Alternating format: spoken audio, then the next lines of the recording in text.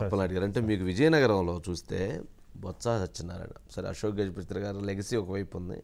ఇప్పుడు రాజకీయాల్లో క్రియాశీలంగా విజయనగరం అంటే బొత్స గారి కుటుంబం ఆధిపత్యంలో ఉంది. ఇటు బొత్స సత్యనారాయణ గారు కావచ్చు, చిన్నసీని కావచ్చు, వీళ్ళందరూ సరే వాళ్ళ ఫ్యామిలీ ఎంటైర్ ఫ్యామిలీ 3-4 సీట్లు ఉన్నాయి అనుకోండి. ఇటువంటి పరిస్థితుల్లో మీరు ఎలా రాజకీయంగా ఢీ కొడతారు? అంటే వాళ్ళ ఆధిపత్యం ఉంది, వాళ్ళ బలం ఉంది, బలగం ఉంది. మరి వాటన్నిటినీ ఎంపీ అంటే 7 నియోజకవర్గాలకి మీ బాధ్యత మీ మీద పడిపోయింది. పెద్ద బాధ్యత. ఎలా ఢీ కొట్టే పరిస్థితి ఉంది? మా ప్రాంతంలో మా తూర్పు సోదరులు ఎవరైతే ఉన్నారో, ఎందుకంటే బొత్స సత్యనారాయణ గారికి బ్యాక్గ్రౌండ్ తూర్పు కాపు, వాళ్ళు ఎక్కువ చేస్తారు. ఎందుకంటే ఏ అవునన్నా కాదన్నా రాజకీయాల్లో కులాలు ఉన్నాయి, దాన్ని ఎవరన్నా కాదన్నా చెప్పి అందులో మీ ఉత్తరాంధ్రలో సపరేట్ వ్యవస్థ అది పూర్తి కనిపించింది. సో ఇవన్నీ ఉంటాయి సార్. ఇప్పుడు బొత్స సత్యనారాయణ గారికి ఒక 40 సంవత్సరాలు సపోర్ట్ చేసి ఆయన లీడర్షిప్ చేసి ఆయన గౌరవించారు.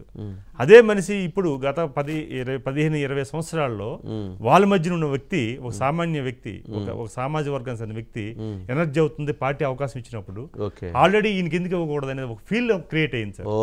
ఇప్పటి వరకు ఎవరైతే తూర్పు కాపులు బొత్స సత్యనారాయణ గారికి ఉన్నారో ఇప్పుడు వారు సామాన్యమైనటువంటి వ్యక్తి, మన వ్యక్తి వచ్చాడు కాబట్టి మనకెందుకు నిలబెట్టకూడదు అవకాశం ఇచ్చాం, ఈయన కూడా ఇద్దాం, మనోళ్ళకి ఇద్దాం.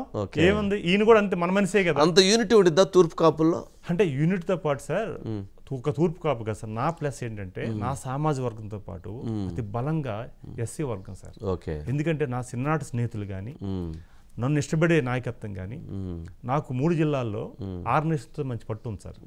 పార్టీ పరంగా మీరు కింద నుంచి పార్టీ పరంతో పాటు వ్యక్తిగతంగా నేను చాలా మందిని, అంబేద్కర్ విగ్రహం అంటే ఎవరైనా పెడతారంటే నాకు అడ్రస్ కనుక్కోవాల్సిన లేదు, వాళ్ళ అడ్రస్ కాదు సార్, వచ్చి రావడం నాకు ఇష్టం, తెలుసుకొని నేను 10,000-20,000 సరదాగా, ఇప్పుడు కాదు సహజంగా పొలిటికల్లో లేనప్పుడు కూడా, ఎందుకంటే ఆయన అంటే ఒక ఇష్టం, అట్లా బాండింగ్ బాగా ఏర్పడింది.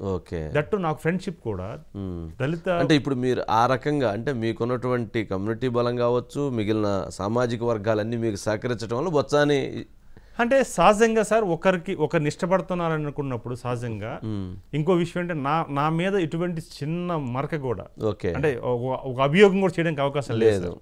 ఫస్ట్ ఆఫ్ ఆల్ ఇప్పుడు అప్పలనాయుడు ఏదో చేసాడు అన్నానికి లేదు సార్.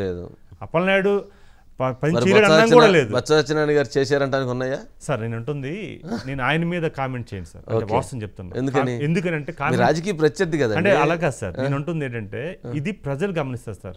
ఇప్పుడు మనం ఏదో అభియోగాలు చేయడం ప్రజలకు చెప్పాల్సిన బాధ్యత మీ మీద అంటే అలాగా సార్. నేను అంటుంది తెలుగుదేశం పార్టీ అభ్యర్థిగా, ఎంపీగా ఇటు పార్టీ నమ్మాలి, అక్కడ ప్రజలు నమ్మాలి సార్. మిగతా వాళ్ళు నమ్మవసరం లేదు సార్.